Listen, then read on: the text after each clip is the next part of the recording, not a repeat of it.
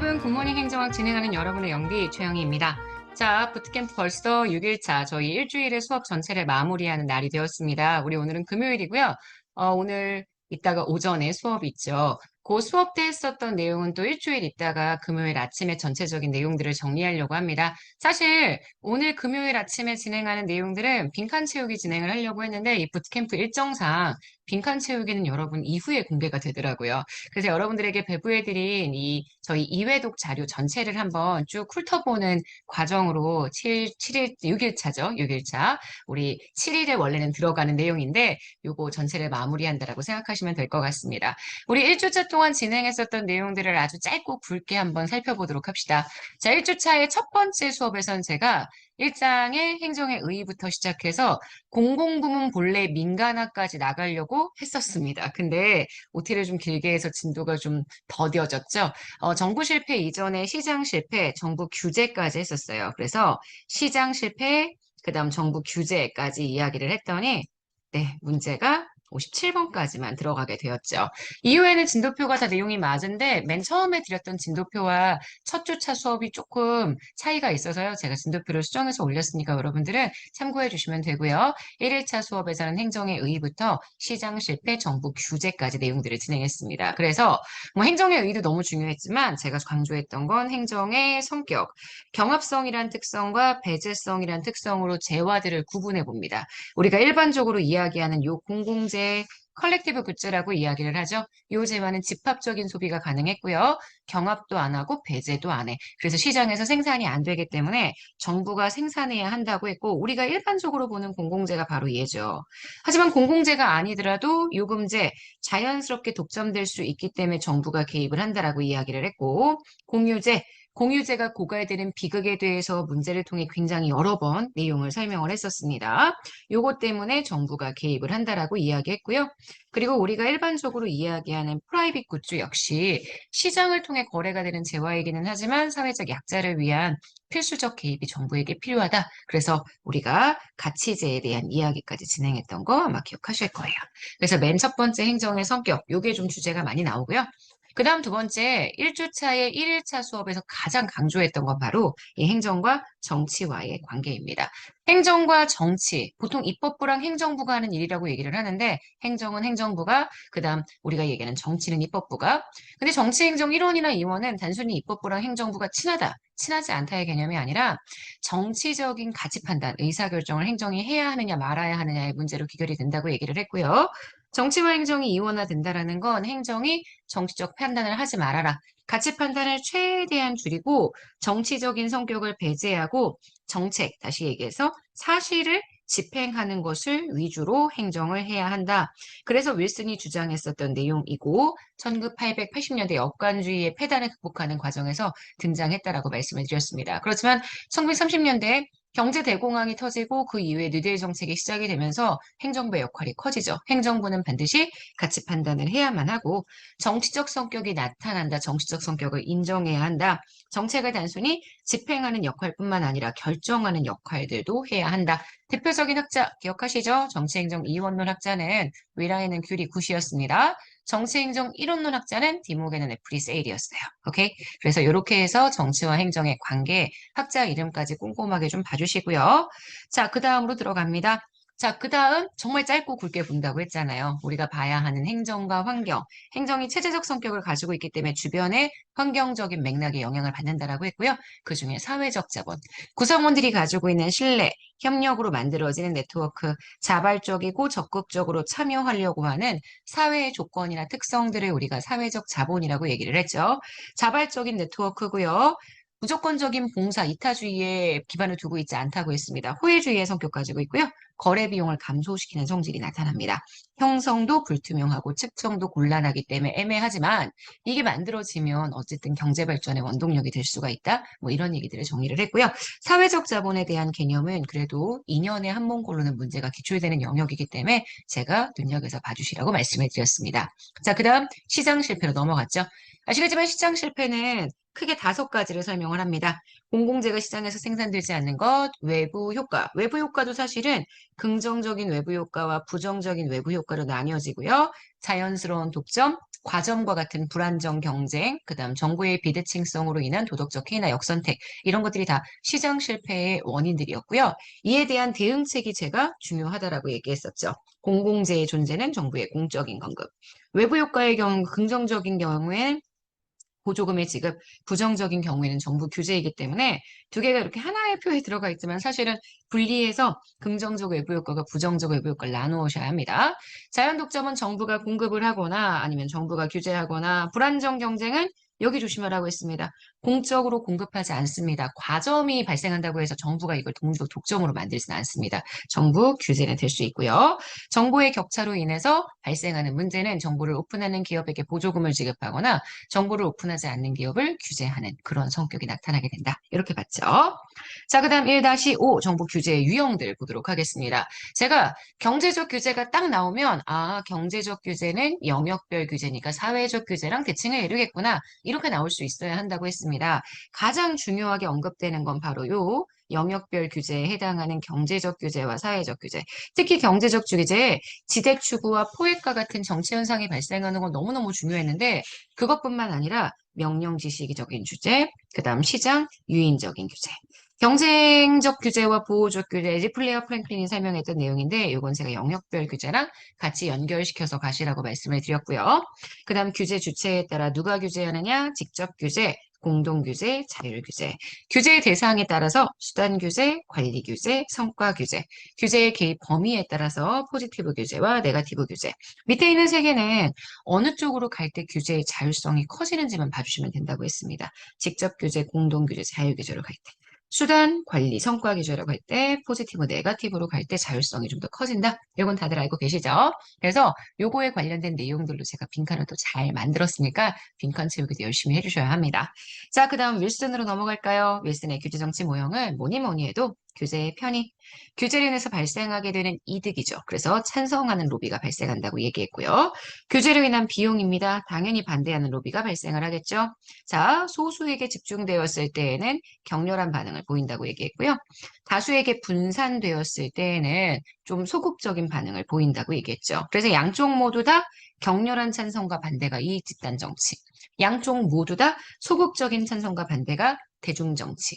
소극적인 찬성을 하는데 적극적인 반대를 해서 결국 밖으로 드러났을 때 반대 로비만 엄청나게 발생하는 것처럼 보이는 이 상황이 기업가 정치, 주로 사회적 규제에서 이런 상황이 발생을 한다라고 얘기했고요.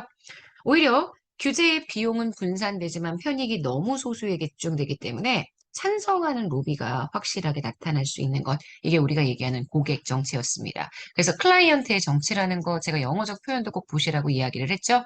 찬성 로비가 굉장히 심해서 우리가 주로 경제적 규제에서 이런 현상이 발생한다라고 말씀을 드렸었어요.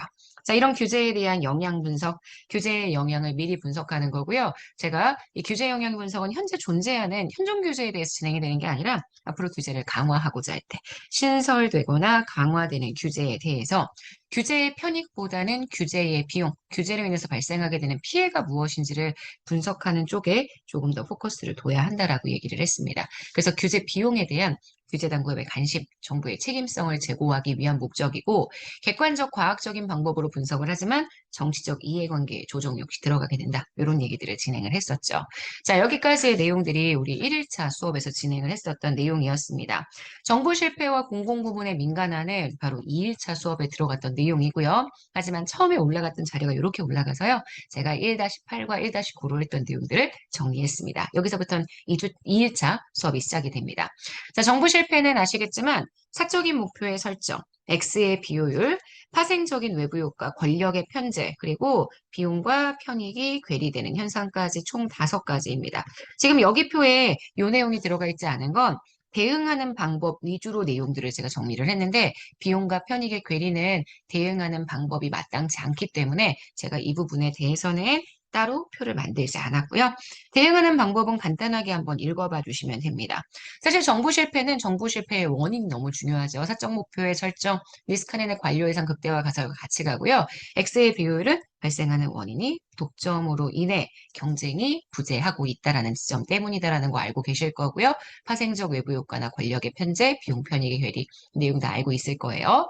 자, 그래서 이 정부 실패의 문제를 해결하기 위한 여러 가지 방법들을 봤는데 그중에 가장 대표적인 게 정부가 진행하던 공공 영역을 민간과 함께 생산하는 겁니다. 정부가 어레인지를 하고 민간이 프로덕트를 하는 그런 형태의 생산 방식들을 우리가 민간 위탁이라고 넓은 의미에서 얘기를 했고요. 그걸 사바스란 학자가 분류했었던 내용 가지고 정리를 했습니다. 그래서 계약. 정부가 기업 간의 경쟁 입찰을 통해 특정한 기업과 서비스의 생산을 위탁하는 거죠. 그래서 요거는 정부가 비용을 부담한다고 얘기했고요. 그에 비해서 면허, 라이센스도 그렇고 프랜차이즈도 그렇고 특정한 지역 내에 서비스를 제공하는 권리를 누군가에게 부여합니다. 면허는 경쟁적으로 부여하고요. 프랜차이즈는 독점적으로 부여하게 되죠. 이 경우 정부는 따로 비용 부담을 하지 않고요. 이용자들이 실질적인 이용 서비스를 현재 제공하는 생산자에게 이용료를 내게 된다라고 얘기할 수 있고요. 보조급은 생산자에게 재정이나 현물을 지원하는 거, 그 다음 바우처는 소비자에게 금전적인 가치가 있는 쿠폰을 제공하는 거. 자조활동, 제가 셀프 헬프라고 이야기했죠. 스스로 도와주는 거기 때문에 요거는 나와 내가 서비스의 이용자와 제공자가 같은 집단에 소속이 되어서 서로 돕는 활동이기 때문에 녹색 어머니 같은 거 생각하시라고 얘기했습니다. 자원봉사, 발론터리 서비스, 요거는 100% 공익을 위해 나의 이해관계는 전혀 나타나지 않고 공익을 위해 진행되는 자발적 봉사활동들을 설명하는 개념이다. 뭐 이렇게 이야기했던 것들을 아마 기억하실 거예요. 자, 여기까지 보시면 우리가 일단 챕터 2의 시장 실패, 정보 실패 영역까지 갔고요. 그 다음 하나 더 있네요. 민자유치제도. BOT, BTO, BLT, BTL. 아시겠지만 이건 오퍼레이트 방식이고요. 그 다음 요게 리스 방식입니다. 그래서 지금 보시는 이 트랜스퍼의 시점에 따라 내용이 달라지게 되고 BTO, BOT 오퍼레이트 방식은 수익이 발생하는 사업이기 때문에 이용자에게 사용료 수익을 통해 민자 유치된 대가를 받게 된다라고 얘기했고 리스 방식은 비수익 사업이기 때문에 정부로부터 임대료 수익을 받는 방식으로 투자금을 회수하게 된다. 제가 이렇게 정리했던 건 다 기억하실 거예요.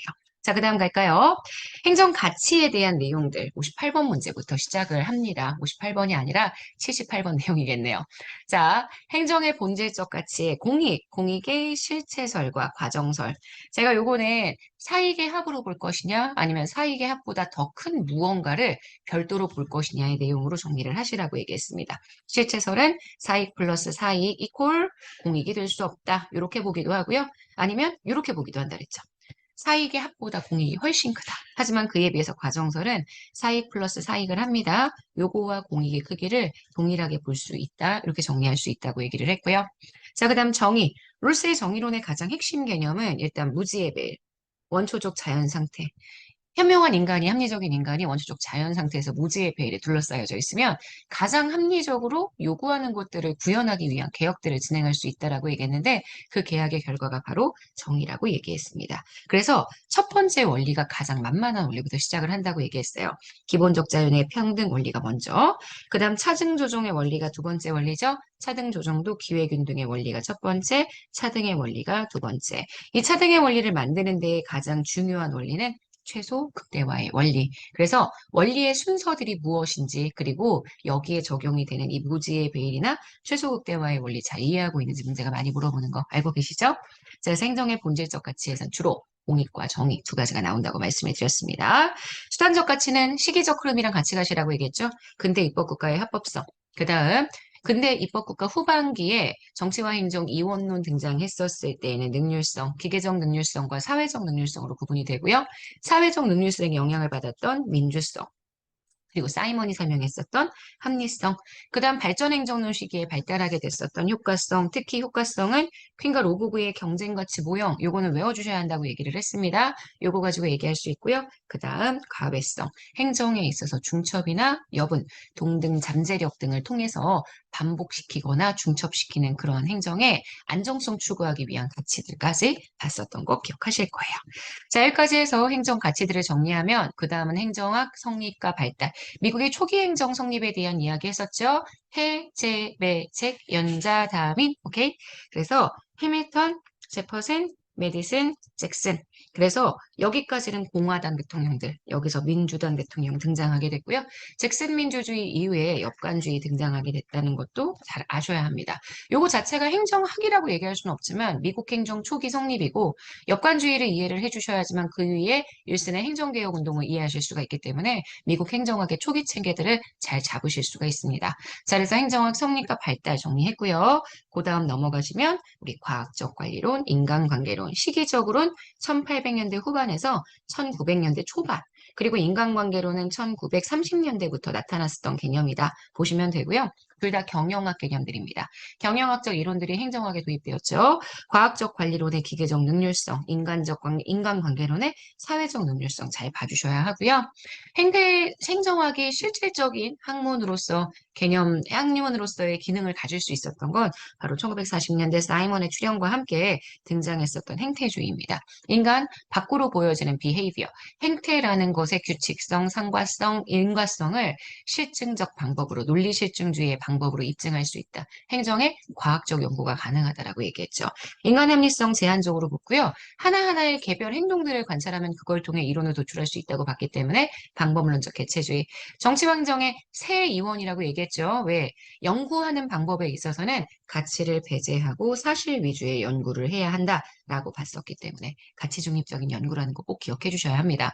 자, 그러다가 1960년대 미국 사회의 격동기 혼란 문제들이 발생하기 시작하면서 1970년대 신행정론이라는 학문 운동이 등장을 했죠. 그래서 68년 미너브룩 회의 이후에 미국 행정학에 있어서 사회적 적실성을 회복하기 위한 행정 연구들이 나타나기 시작했고요. 실천적, 처방적 연구, 사회적 형평 강조하고요. 현실 적합, 적실성, 그리고 행정 체계 내에서도 분권화와 구성원들의 참여 등을 중시했었던 행정 운동들이 등장을 했다라고 말씀을 드렸습니다. 이 신행정론에 주로 후기 행태주의, 그다음 현상학이라는 연구 방법을 통해서 구현됐다라고 말씀드렸었고요. 여기까지 쭉 봐주시게 되면 우리가 100, 네, 몇 번까지인가요? 129번까지 정리했었던 내용들을 다 보실 수가 있습니다. 자, 그래서 1주차 수업하면서 행정학의 챕터 1, 2, 3까지 꽤 많이 왔었어요. 챕터 4의 내용도. 그래서 여러분들이 오늘 배우시게 되는 내용들은 이제 챕터 4의 뒷부분, 행정국가 시기가 아닌 신행정국가 시기에 등장했었던 다양한 행정 이론들을 샅샅이 살펴보게 될 테니까 정신 바짝 차리고 열심히 공부해 주셔야 합니다. 자, 이렇게 해서 우리는 짤막하게 우리 1주차 수업 동안 진행했었던 내용들을 한번 살펴봤습니다. 똑같은 내용들 다음 주 금요일 날 아침에도요, 2주차 수업의 내용들로 정리를 할 거니까 오늘 이렇게 하는 걸 통해서 마무리하고 그 다음 이후에 빈칸 채우기 회독들도 늘려가시면 좋을 것 같아요. 여러분 오늘 하루도 정말 잘 보내시고요. 우린 내일 아침에 또 만나도록 하겠습니다. 오늘 하루도 여러분 거예요. 아침에 만날게요. 안녕.